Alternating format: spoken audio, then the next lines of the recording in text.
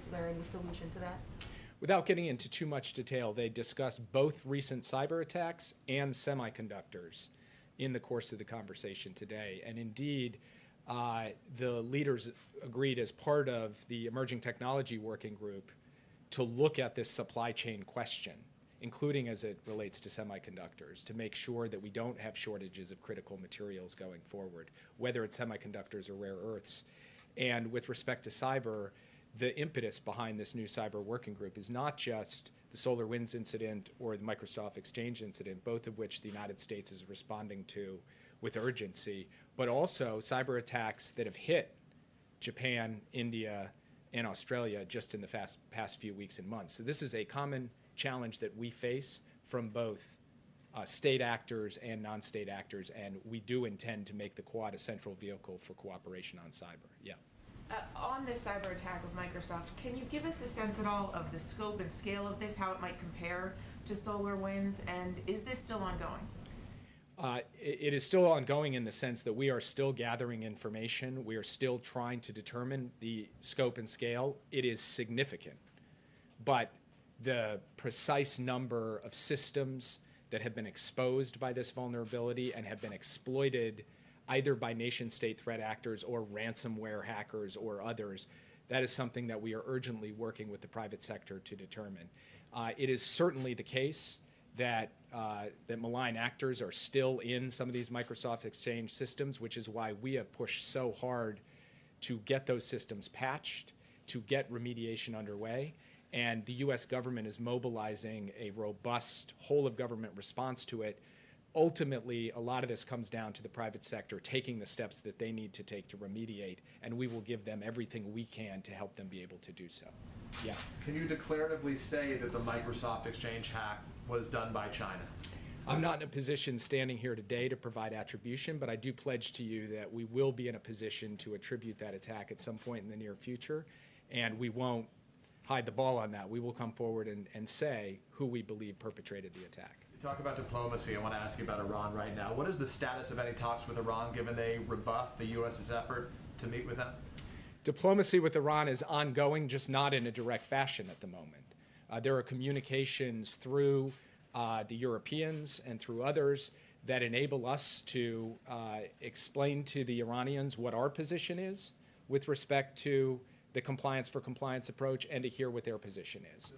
And we're waiting at this point to hear further from the Iranians how they would like to proceed.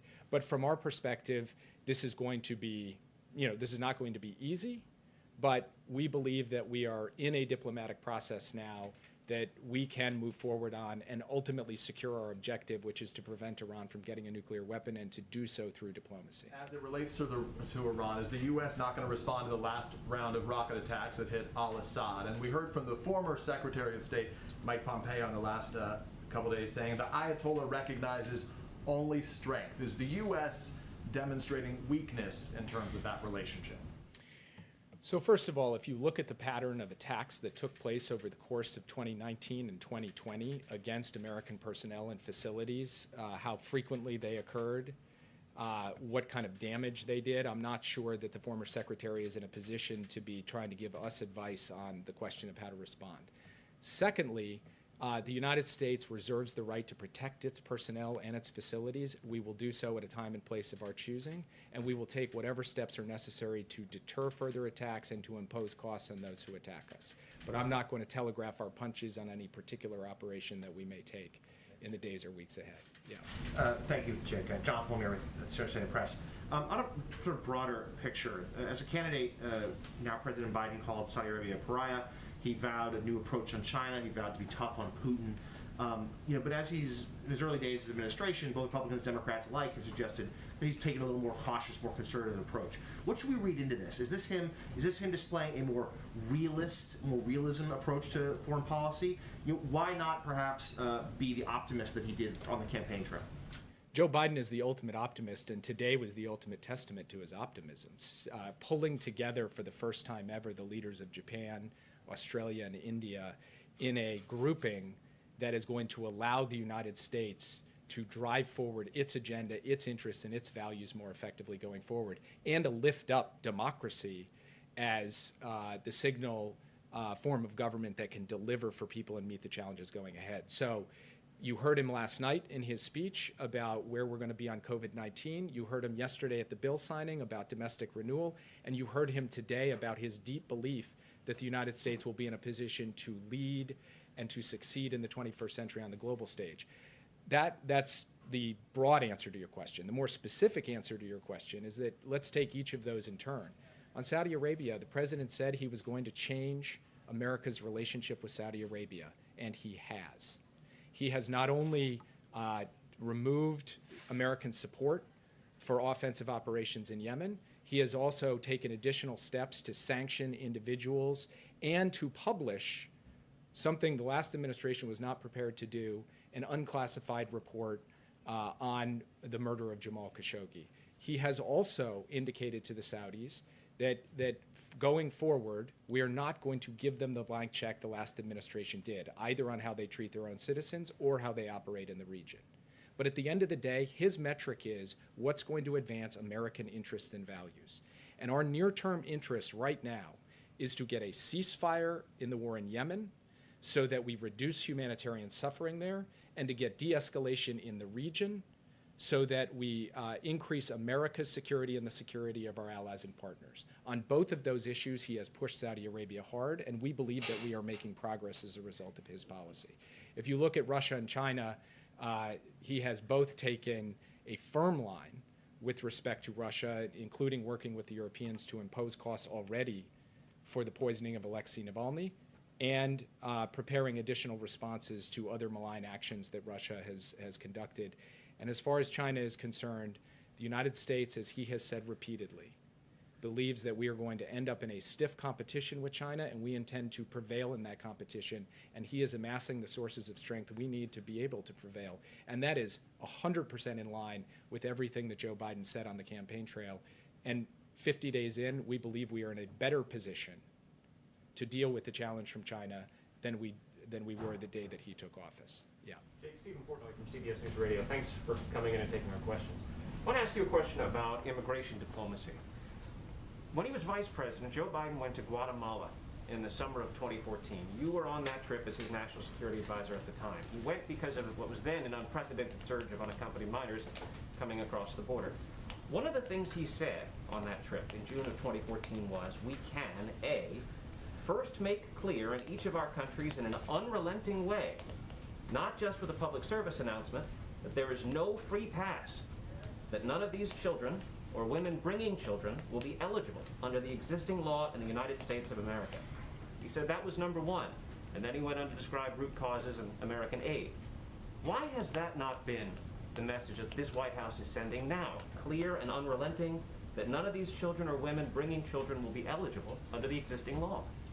So the president has made clear, and this administration has made clear, that we are going to pursue an effective and humane immigration policy and unwind what we believe was the ineffective and inhumane policy over the course of the last 4 years. That's point number one. Point number two is we've made clear that now is not the time to come to the United States. We are dealing with a circumstance in which we have to build the capacity to be able to assess the asylum claims of individuals who arrive here, and we have to deal with the obvious public health effects of a pandemic. So we are sending the message clearly, and you heard it from Roberta Jacobson from this podium earlier this week. We're doing so in the region as well.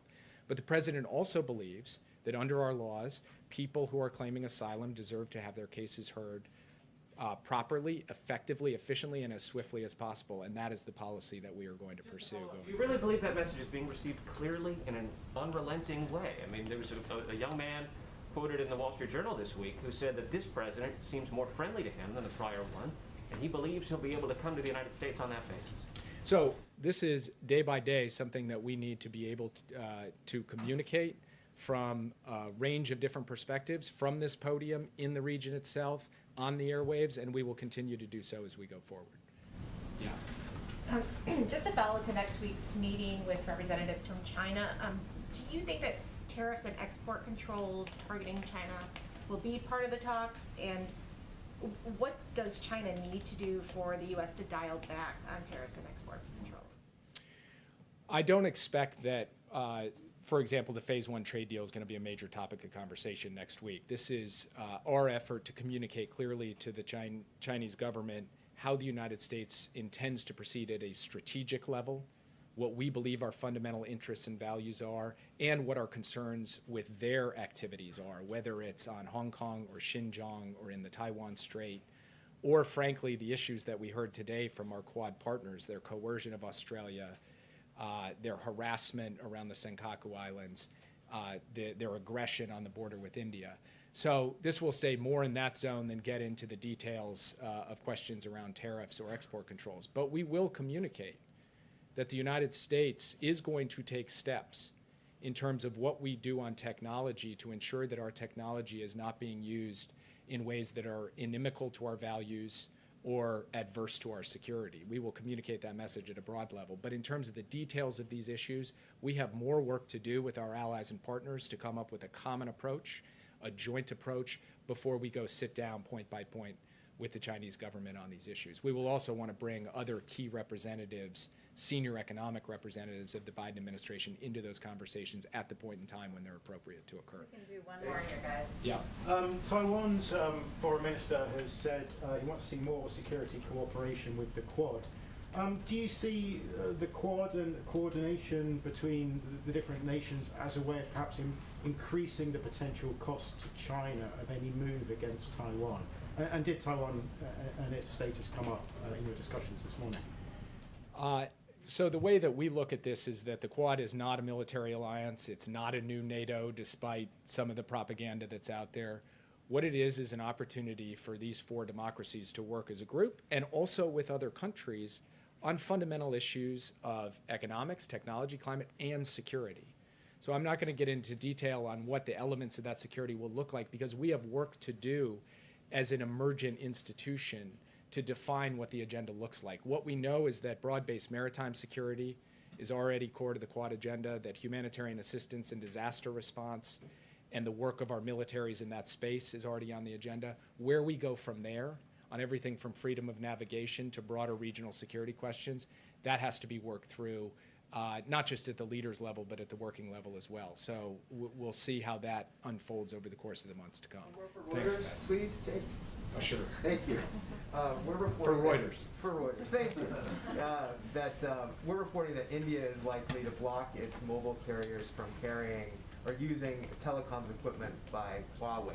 Is that something that the United States welcomes?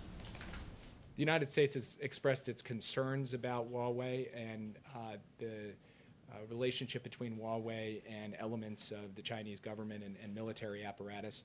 And so this is a sovereign decision for India to make, but we certainly think it's consistent with the decisions that we've made and advocated as well. And just to follow up on the vaccines, we also have reporting from India that the temporary U.S. ban on exports of key raw materials for vaccines could affect the objective of quickly ramping up production.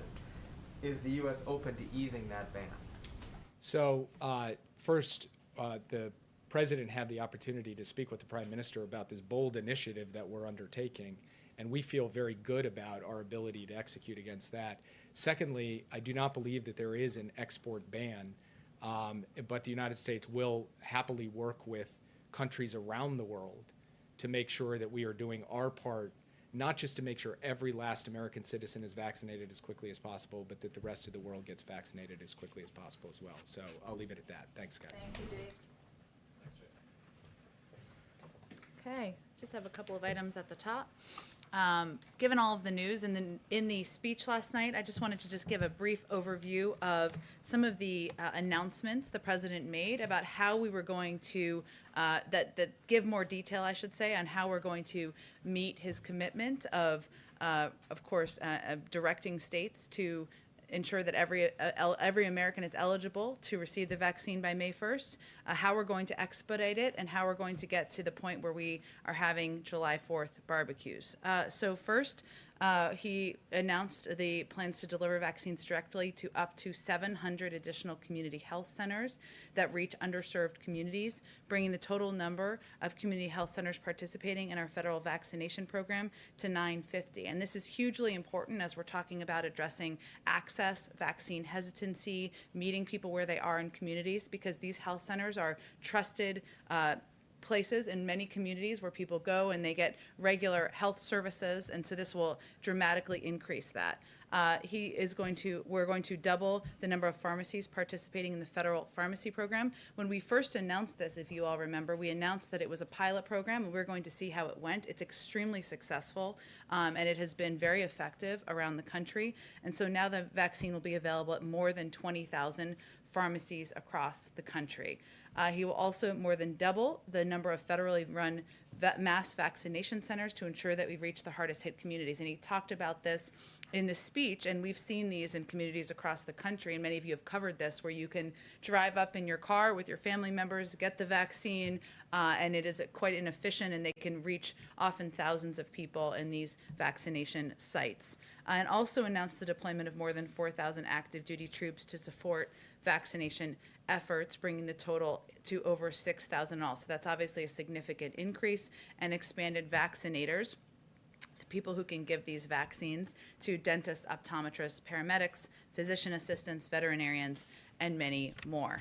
So the last piece, and I announced much of this yesterday, and I think you're all quite familiar with what he's doing next week, but in the for tradition here, next week the President, Vice President, First Lady, and the Second Gentleman will hit the road to talk to the American people about the benefits of the American Rescue Plan. On Monday, he will host an event at the White House on the implementation of the American Rescue Plan. On Tuesday, he will travel to Delaware County, Pennsylvania, as part of the Help Is Here tour to amplify the American Rescue Plan. And on Friday, the President and the Vice President will travel to Georgia to continue engaging with Americans about how they will benefit from the rescue plan. Jonathan, go ahead. Thank you, Jen. A number of influential New York lawmakers, including Representatives Nadler and Ocasio-Cortez, have now called for the resignation of Governor Cuomo in the light of new allegations of harassment, including one that was referred to law enforcement. My first question is simply this: does the president believe the governor should resign? The president believes that every woman who's come forward, there have now been 6, I believe, who have come forward, deserves to have her voice heard, should be treated with respect, and should be able to tell her story. There also is an independent investigation that is ongoing, of course, in the state with subpoena power overseen by the Attorney General, and he certainly supports that moving forward. We, of course, have watched the news of a number of lawmakers call for that, but I don't have any additional announcements from here. A follow-up on this: in light of the investigation, in light that he has had some of his pandemic response powers taken away, does the White House still have faith in Governor Cuomo if he remains in his position, overseeing the response to the pandemic in the state of New York? Well, we certainly don't want anyone in the state of New York to be penalized, meaning not have access to vaccines, to vaccinators, not have access to funding from the rescue plan. And certainly we will continue to work with a range of officials to get that done and get it implemented. But the president and our COVID response team works with governors across the country, including Governor Cuomo, to implement these plans, and we'll continue to do that. One other topic. Go ahead. There are more than 10 million doses of the AstraZeneca vaccine in the U.S. that can't be administered here, but could save lives in Europe and other places in the world if the company was freed from the obligation to deliver those doses to the U.S. government. The company has appealed to the administration to let them export those doses. Why has the president not agreed? Well, let me just take a step back here and explain kind of what's going on here. First, as we've stated a few times, but worth restating, the president's priority and focus is on ensuring that the American people are vaccinated. Obviously, he made some significant announcements last night about the timeline of that, and we will have enough doses in our hands by the end of May to ensure we can make that happen.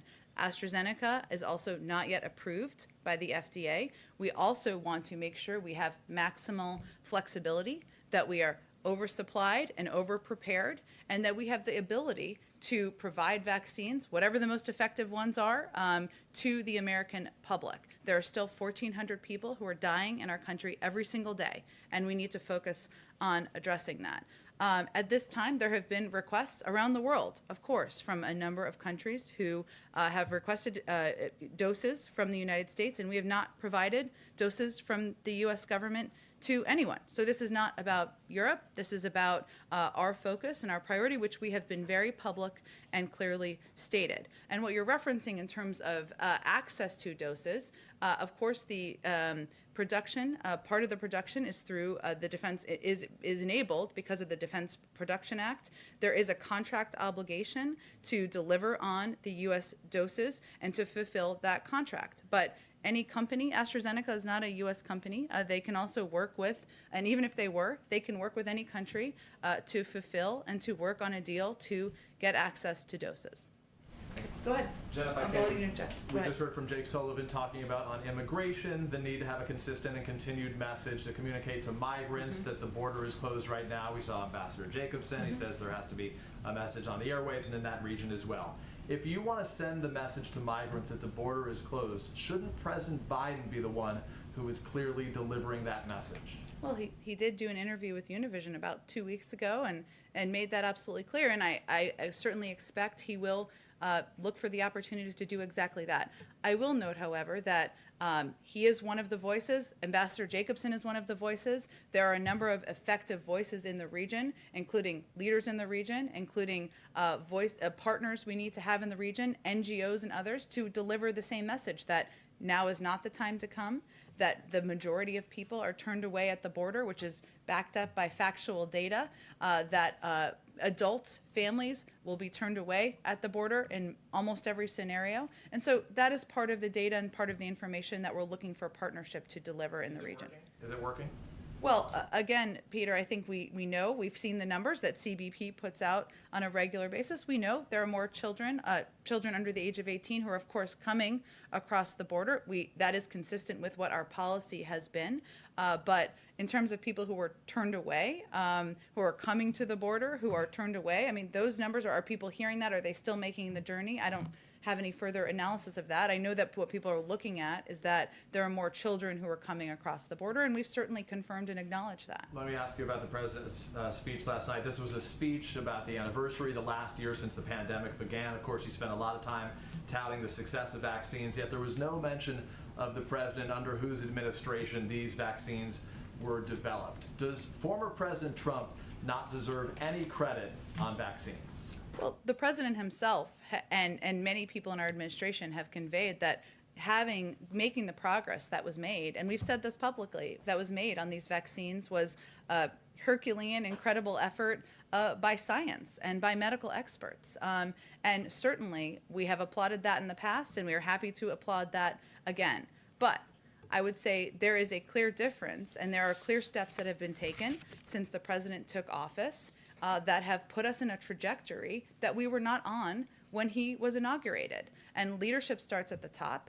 It includes mask wearing. It includes acknowledging there's a pandemic. It includes getting a vaccine in public. But even more importantly than that, it includes putting in place an operational process that can ensure that we have enough vaccines to vaccinate Americans, enough vaccinators, enough vaccine locations. None of that was in place when the president took office. And certainly that's on distribution and the like, but on the development of the vaccines, it was Operation Warp Speed that was invented, executed, initiated under the former president. So in the spirit of bipartisanship and unity last night, as opposed to the first comments which spoke about the denials in the first days, weeks, and months, why not just say, with credit to the previous administration and the former president for putting us in this position, we are glad that we have been able to move it forward. That is an excellent recommendation as a speechwriter, but the president has spoken to it in the past. He has applauded the work of medical experts and scientists and the prior administration. And what the purpose of last night's speech was to give an update on what his administration has been doing, what he has done since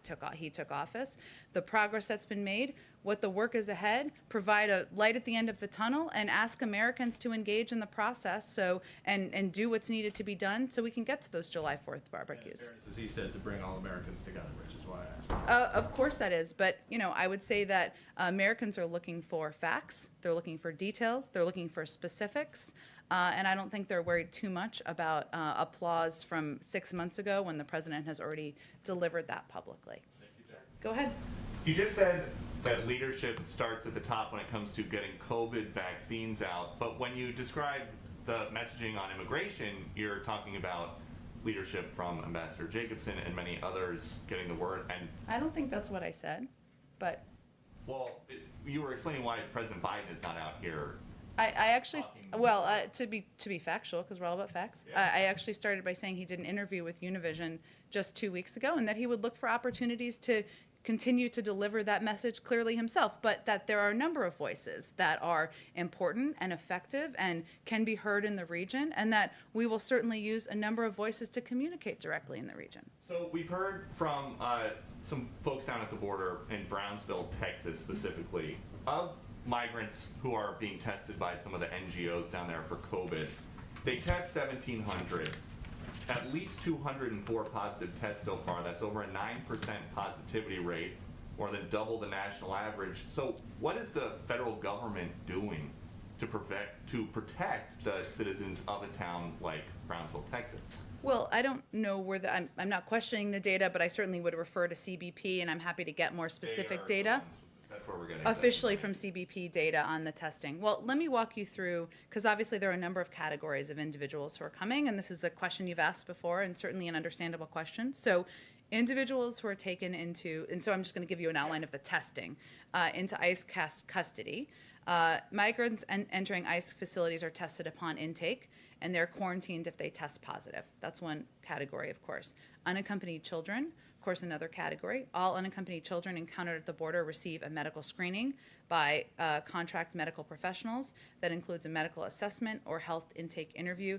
Minor issues are treated on site, and major issues are referred to a local hospital. So when a child is released into ORR custody, they quarantine for 10 to 14 days and receive COVID testing through HHS.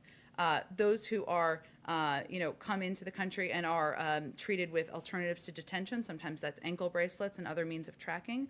DHS works with city and county leaders as well as public health officials to provide COVID-19 testing and, as needed, isolation and quarantine for families released from Border Patrol facilities. And that's something we've talked about a bit in here in terms of a proposal that was made by DHS and FEMA in coordination with NGOs and local authorities to fully cover and pay for the testing. That up to this point, the governor has declined that proposal. But based on what you have said before and our understanding of the policy, it's just guidance that these migrants who test positive, many of them are instructed you should go and quarantine and isolate. Does the administration know how many actually do versus how many actually just go off to wherever? Well, I just wanted to convey, because I know you were asking a good question here, that the very specific processes that are taken for each scenario. And certainly there are, with the individuals who are coming across, alternatives who are treated with, again, noted sometimes ankle bracelets as they come across while they're waiting for adjudication of their cases. Those are the steps that are taken. Those are the recommendations that are made. And I just noted that testing is there's a proposal for testing all of these individuals as they come across. So that's what our policy processes are. But in terms of specific data and numbers, I would certainly refer you to CBP, or I'm happy to talk to them as well. And do you know if there are any administration discussions about vaccinating some of these migrants who are being held for much longer than normal or much longer than in previous administrations to stop the spread in the shelters? It's a really good question. I would say, obviously, we're focused on vaccinating, eligible Americans in the country, but we do believe that vaccinating as many people as possible keeps all of us safe and ensures the safety of all people living here. But I'm not aware of any plans. We are very focused on addressing and taking steps to address the public health challenges that we're seeing across the border, of course, with the pure number of people, the number of people who are in CBP facilities and in these shelters. We've talked a bit about working with the CDC on guidelines, but certainly with the pure numbers, we need to continue to look at and evaluate ways to prevent this from becoming more of a public health challenge. And then one other topic quickly. Last night in his speech, President Biden reiterated his goal. He wants a majority of schools open by his 100th day in office. That's April 30th. Yep. One day later, May 1st, he says that every adult is going to be eligible for the vaccine. We know that teachers have been prioritized Right. everywhere. So why just a majority of schools as the goal instead of a specific high percentage, or say all schools? Well, first, let me encourage you, you could even go cover it, I bet. The Secretary of Education is having a forum on schools and school reopening on the 24th. I believe it's the 24th of March. There are a lot of steps that are being taken already by the Department of Education. They're issuing a guidebook, a guide of best practices. They're already engaging with schools and school districts. They're requiring that any school that is going to have access to funding from the American Rescue Plan produces a plan within 30 days to reopen their school. The school district does, I should say. So there are a number of steps underway. We, of course, want to have schools reopen and have them reopen in 5 days a week. That's our objective, but it's in the excellent hands of the Secretary of Education, this is his number one priority every day, as the president talked about in his speech. And last one, would the White House be okay, or could the White House get behind a proposal for schools to remain in session full-time through the summer? Well, some school districts will decide to do that, and they can use funding from the American Rescue Plan to do that, or to help ensure they can do that. So it's really going to be a decision made school district to school district, and if that determination is made, we certainly support that, but that's part of what Secretary Cardona will be working out with school districts. Go ahead. Thanks, Jen. On the 4th of July barbecues that you keep mentioning, Yes. it's obviously a symbolic goal, but how did you arrive at that date? Why the 4th of July? Is that the date by which you believe most adult Americans will be able to be vaccinated? Well, we'll have enough supply by the end of May, right? And it will be state to state. So we did not want to give a conclusion of when everybody will be fully vaccinated, because it really depends on a couple of factors, some which are out of our control, right? People who have concerns about the safety and efficacy of vaccines, we need to continue to redouble our efforts to address that. Obviously, some states will have faster timelines than other states. But, we recognize that with a May 1st timeline of everyone being eligible, with the ability to have vaccines for every American available, or we'll have the supply for them by May 31st, that we felt it would be a timeline, our health and medical experts, it would be a timeline by which we could have, and again, this is not large gatherings, as you know, Mary, it is having a small group of friends and neighbors in your backyard. So it's certainly not a full return to concerts and soccer stadiums, but it is a baby step toward that, and our team felt confident that we could get to that point. So is it safe to say that by July 4th, you think we're in the ballpark where you could have most adult Americans vaccinated? Well, again, many of the factors are out of our control, including individuals being willing to take the vaccine, and that's why it was so important for the president to convey that it is safe, it is effective. Tell your friends and neighbors it's safe and effective, and that will be a factor here. And it is going to require Americans continuing to wear masks, continuing to social distance, getting the vaccine. So that is a light at the end of the tunnel, but there are a lot of steps that need to be taken to get there. As the president mentioned last night, you're also launching new tools in May to make it easier to sign up, including a website. Yep. Why wait until May to roll that out? Well, there's already a pilot program that is available in about half a dozen states, and we've talked about expanding and building upon that. A lot of states also have their own websites where people can go, and of course, pharmacies, as you know, in a program we've massively expanded as part of the announcement last night, you can do scheduling through there. This is a website that will make it possible for Americans to go see where there is supply available, and we just wanted to make sure that it was we had the time to have that up and ready, but we are confident we can do that by that timeline. Go ahead. Thanks, Jen. Back to AstraZeneca. Can you say how big is that stockpile? And then secondly on that, also on AstraZeneca, when does the administration expect them to seek the emergency use authorization, the EUA? Sure, both excellent questions. I don't have any prediction for when they will seek it. You probably have to ask them that question, and I don't have a update on the amount of supply. Obviously, there was an order placed last year prior to President Biden taking office, and as would not come as a surprise to you, given this is how it's worked with every other vaccine, it doesn't mean you have all of that, right? You often don't have much of it until there is approval, and obviously we're not going to get ahead of the approval. Would you be able to follow up with us and just let us know how many doses are in that stockpile? I'm not sure. We will have a number to provide, but I'm happy to check for you on that. Go ahead.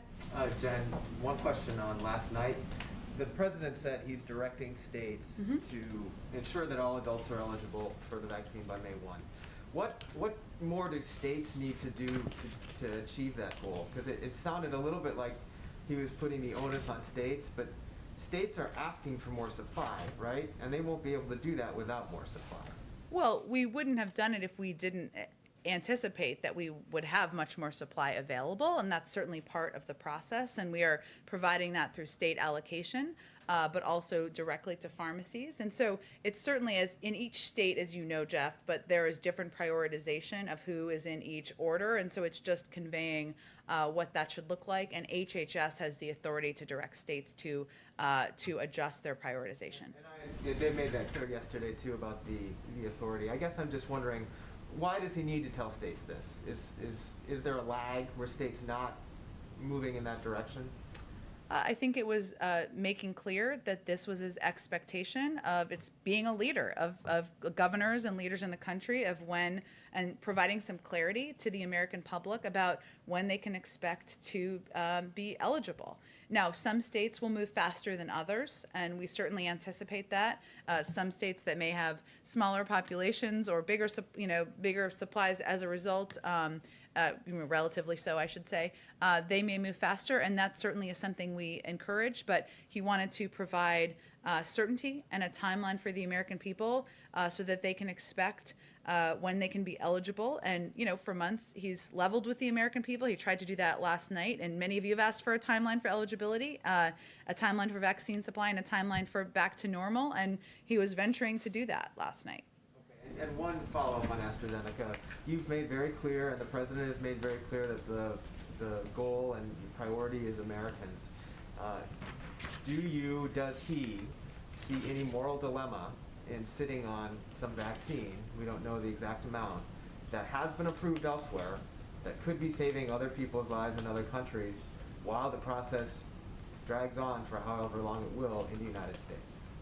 Well, we don't know, and can't anticipate, as you know, when the process will conclude. But I think his view is that his first obligation, is to addressing what is still a crisis in our country, right? And what is still a circumstance where, yes, he outlined last night that there's a light at the end of the tunnel, but 1,400 Americans are dying every single day. And he wants to have, as the leader of this country, maximum flexibility. Now, as Jake just outlined, he also wants to be a key member of the global community and send the message that we want to be collaborative and cooperative and work with other countries to get the global pandemic under control. No doubt that is a tricky balance, but in the middle of a pandemic, we're still at war with the pandemic. It was a priority to him to ensure that he has maximum flexibility as the leader of this country. Good. Just a follow-up clarification on the prioritization. So last week, or earlier this month, the White House called on states to prioritize teachers and vaccination. Now the White House is saying states should open up eligibility to everyone as soon as possible. So By May 1st, yeah. So what does that mean right now for advising states on priority groups? Should they be getting rid of them? Should they keep them intact? I mean, should they still be focusing on teachers right now? And how do they square all of this stuff given, that they're saying that they have shortages of vaccines right now? Well, I think there are some who are saying that and some who are not. And obviously, we've been increasing supply nearly every single week. Actually, every single week we probably have been increasing supply. And as you all know, we will also have more and more doses we'll have access to as the federal government to ensure that states are getting an increase in supply. It's going to be decisions made state by state on how they provide clarity to the people in their state. I believe Alaska is a state that has already moved to eligibility for everyone. So there are probably models that some states can look to. Teachers remain prioritized, and that is done primarily through the pharmacy program. It's been quite successful. I have not heard reports of confusion in recent days at all about that program and the implementation of it, but each state will have to decide how they implement and their timeline, and he's just giving them the time to be able to implement in advance of May 1st. Go ahead. Jen, the president took pains last night in his speech to condemn attacks on Asian Americans. Called un-American and wrong, they must stop. Does the president believe that his predecessor had anything to do with the rise in attacks on Asian Americans? I think the president has spoken about the concerns he had about the rhetoric and the provoking of hate speech by his predecessor. And I think he's not made a secret about that. But we're looking at this moment, 50 days into an administration, where there are still many in the Asian American community still live with fear, still are being threatened, still are being attacked. And he felt it was important for him as the President of the United States and leader of this country to make clear that that's not acceptable and to condemn that during his first primetime address. And so that was more, not a reflection of his thinking about his predecessor, more about looking at what people are still facing in this moment. Is there anything more the administration can do on this point? There's a push on the Hill, I understand, to have a DOJ official take on this problem. Is that something that the president would support? And if absent legislation, is there something he could do or order the attorney general to do?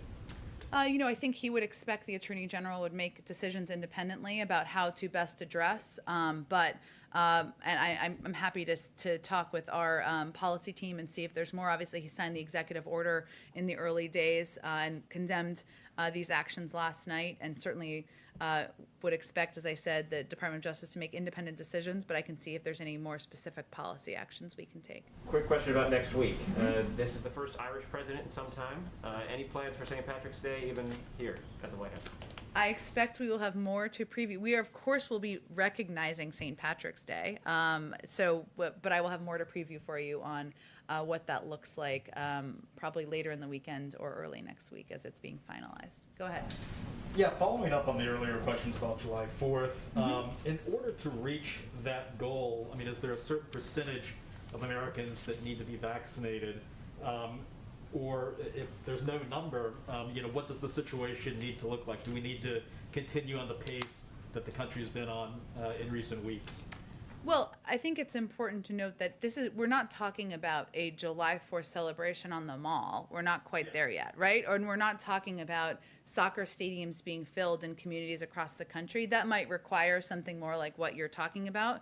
We're talking about the American people being motivated and excited by the fact that if they get vaccinated, if they abide by that, there will be access to vaccines, they will be eligible, and if they take steps to get vaccinated, to continue to wear masks, to continue to observe social distancing, then looking ahead to July 4th is an aspirational moment where people can plan small get-togethers in their backyard. But we're not talking about a mass event here or a return to total normalcy. That's not what this is. This is a step more toward the kind of socialization and engagement with friends and family that he knows as a human being people have been missing over the last year. Yeah, and another question, the $350 billion in direct aid to state and local governments. State and local governments right now are going through their budgeting processes. When might they be, has the White House been able to determine when they'll be able to start getting money from that aid? It will be in one large chunk for municipalities and states, or will it be over a staggered time? What have you been able to determine through the Treasury Department? Yeah, that's a great question. I know Treasury is working hard at ensuring that this money is getting out the door, that the portions of the money they're overseeing, but I'd have to talk to them more about how that will be implemented or pushed out specifically, and kind of what the timeline for that will be. And hopefully we'll have more of an update on that early next week, but I'll see if anything is ready before then. Yeah, one more final question. Under the American Rescue Plan and the $1,400 checks that Americans receive, there are currently no protections to prevent debt collectors from seizing stimulus checks. During the last year, the second round of stimulus checks had such protections. Senator Ron Wyden of Oregon has a standalone bill that would provide those protections. Does the president believe debt collectors should have access or should not have access to that money, and does he support the Wyden bill? I haven't talked to our legislative team about that. I know there were a number of adjustments made post the implementation of the package in December to adjust and address issues like non-filers having access, ensuring that we were reaching people who weren't reached and were eligible. So I would have to talk to Treasury about whether they have a concern about this at this point in time or whether protections have been put in place. One more I forgot about. The 4,000 military personnel that the federal government plans on extending for the acceleration of vaccines. Has it been determined where they are going? Is it to help at vaccination centers, mega sites? Can you talk more about the deployment of those soldiers? They typically help in all sorts of locations where help is needed and determined in coordination with local governors and local elected officials and folks who are overseeing these centers. So it's really case by case and state by state, but I don't have a breakdown of where they'll be going quite yet. Go ahead. Last night, the president again said more Americans have died from COVID-19 than died in World War I, World War II, Vietnam War, and now at 9/11. The numbers don't bear that out. So why has he said that again for a second time? Well, I think I'll have to check on that specifically for you. I don't have the numbers all in front of me either, but if it's important to you, I will follow up with you after the briefing on it. Well, you've been called out for it once before, so it was a surprise. We know you did a line-by-line edit, so it's a surprise that it went in again. Well, I'm glad you're focused on the important business, but I'm happy to check on it for you. Go ahead in the back. Hi, Eric Phillips with CBN News. Thanks for taking my questions. Wanted to know, first of all, considering the challenges at the southern border right now, what specifically can faith-based organizations do to help meet that challenge? It's a great question. I mean, faith-based organizations are an incredibly important part of the NGO community, as you know, as it relates to addressing immigration in a humane way, and oftentimes helping to find helping to connect these unaccompanied children with safe and vetted homes or sponsor homes. That's a key role that they play. They also play a key role in working with local communities on addressing needs that come up, NGOs broadly, but many of them are faith-based as well. So, I think we see faith-based organizations as an important partner in addressing the challenges we're facing at the border and ensuring that these kids who are coming across are treated humanely, or find safe shelters and safe locations to be while their cases are being adjudicated, and they play vital roles at most steps in the process. When it comes to the vaccine, the administration is saying, hey, get vaccinated as soon as you can with the vaccine that's available to you first. Yeah. But what do you say to a significant segment of the population that has a moral problem with the Johnson & Johnson vaccine because the company uses cells from aborted fetal tissue in its manufacturing process? Well, I know that the Vatican has conveyed that all 3 vaccines are safe and effective, and I know that is a powerful authority for many who are close to their faith.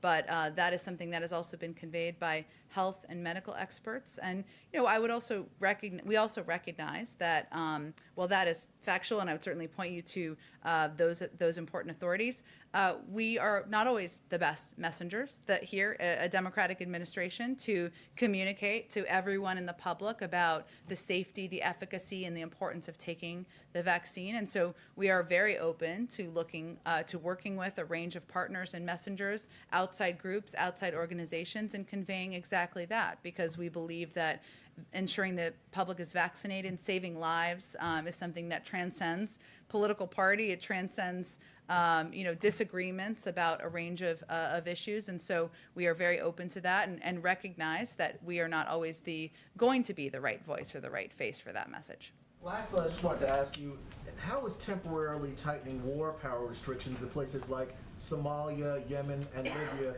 going to be beneficial to the U.S., whereas ambassadors in those places used to be able to give the go-ahead? Now the White House has to, at least for now, give the green light before these actions can be taken. Sure. Well, it was important to the president and our national security team that we take a moment to review the use of these powers, authorities, over the last several years. It's not forever, but they wanted to take a moment to do that review at the beginning of an administration and make a determination about how to best approach it moving forward.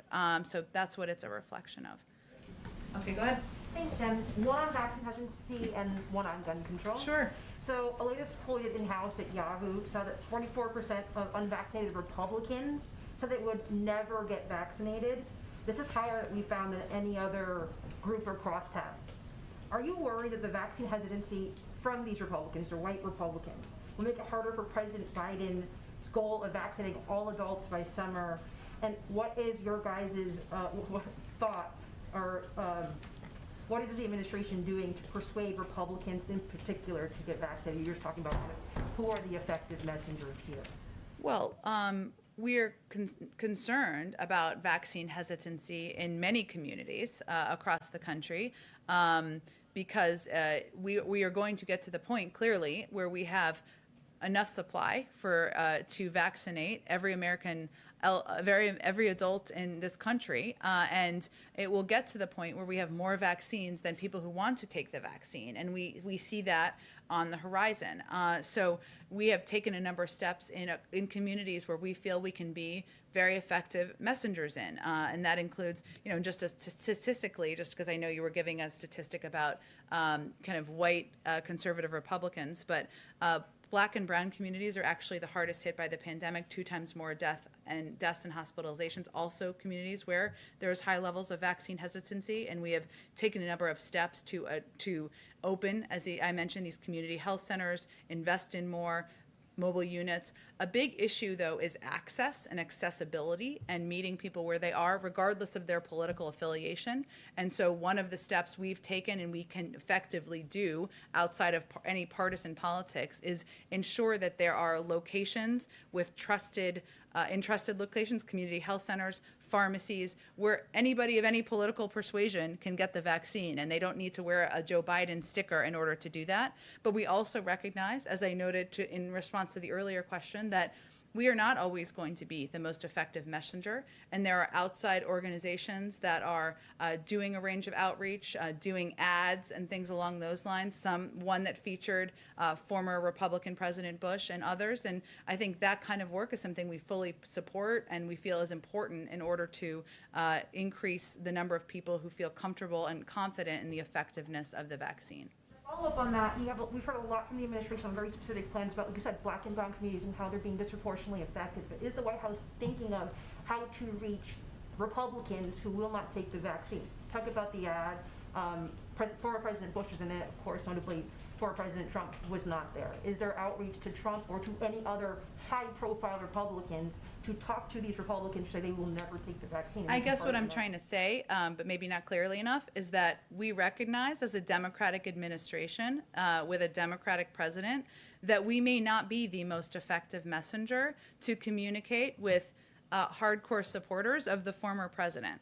And we have to be clear-eyed about that. Now, we also know that it is not always famous people who are the most effective messengers. And so when I was talking about access, what I was getting at is that doctors, medical experts, community leaders are often not seen as faith leaders, as partisan officials. And so we also work to empower, to provide funding, to work with these different organizations to get into communities and convey this is safe, it's effective, it will save lives. This is not a partisan issue. So that is a step we are taking. But yes, there are, in terms of elevating outside voices, we certainly support that. But there's a lot of outside work that's happening on to reach out to these groups as well. Should we expect to see, any collaboration between the White House and high-profile Republicans, on Twitter, on Instagram, anything like that, to speak to these communities, just as there are with other Black and brown people? Let me try this again. So, I'm hearing you. I just want to get very specific about the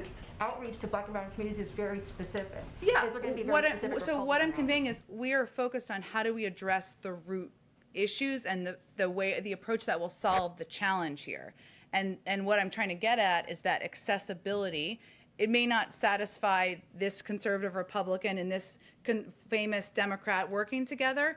That may happen, right? But the way that we have seen through data, the way that our health and medical experts have conveyed to us is that making it accessible, doing that through community health centers, ensuring there is access and supply, making sure that local doctors, faith leaders, community leaders have access to that, have the information, is incredibly effective. That's what we're investing in, and can also be quite effective with many of the groups that you've talked about. One question on gun control. Sure. Yesterday, 2 Democratic-supported bills about gun control passed through the House. Now it moves to the Senate. Curious what the White House's outreach is going to be to senators to try to get 60 votes for these 2 kind of very important, especially for progressives, legislation on gun control. Yeah. Well, first, gun safety measures and putting in place background checks is something the president has been personally committed to for many years of his career. He thinks it is long overdue. It is steps that will help save lives, keep communities safe, children safe, schools safe. and he has fought against the NRA many times and won a few of those times as well. So he will, of course, be talking with leaders and members of Congress about how to move forward with gun safety measures. It's a priority to him, but I don't have any specific outreach to read out to you. Go ahead in the back. Thanks. I have another question about state aid under the American Rescue Plan. We're coming up on a month out from the Texas blackouts, snowstorm. Can Texas use this state aid under this rescue plan to weatherize its grid? Something that the Speaker of the Texas House wants to do. He says, well, the federal help was intended for recovery from a disaster, and this is a disaster. Todd, I'll have to check on the technicality of that, and I can do it in the same way when I'm following up on the questions I will go back to the Treasury Department on. I'm not sure if there are limitations in the use of it. Obviously, it's intended broadly to ensure we're keeping cops, firefighters, others on the beat, but I am happy to check and see if there's flexibility in there. We want those cops to be cold. All right. Follow up on yesterday, you said 64,000 frontline DHS workers have gotten vaccinated. This was part of the spat with Governor Abbott. Yeah. Governor Abbott said today that there's a mass vaccination clinic next week for Border Patrol agents in the Rio Grande Valley, and he's saying that is coming in response to the pressure that he's put on the administration. How many frontline workers have not gotten shots? And was this a response? How many Border Patrol agents have not received shots? You'd have to ask them that specific question. What I was conveying is that it's a priority. We've made it a priority. DHS has made it a priority. I think that existed prior to Governor Abbott pressure. I'm not sure what the format the pressure took, but we certainly are happy that he's happy to hear that we're vaccinating Border Patrol agents. Totally unrelated question. There was a bill filed a couple days ago by a bipartisan group of senators and congressmen called the Journalism Competition and Preservation Act. I'm not sure if you're familiar with it. It's the one that would give news organizations a temporary exemption from antitrust so that they could collectively bargain with Facebook and Google like the Australia law. Does the administration have a position on that? I'll have to check. Sounds interesting. I want to know the answer. I will check and see if we have a position on it. Go ahead and back. Considering that the US has a much better success rate in terms of COVID vaccinations than the European Union, is there an exchange between the US and Brussels, and what kind of advice would you have to the Europeans to do it better? We absolutely are coordinating, discussing, sharing best practices, and of course addressing the global pandemic is something that comes up in nearly every conversation, if not every conversation, the President, our Secretary of State, National Security Advisor have at every level. There are a lot of lessons we've certainly learned over the last couple of months, and I'm sure our team would be happy to share them. And you're right, we are now vaccinating more people on a daily basis than any other country in the world. Thank you, Jeff. Thanks, everyone. You too.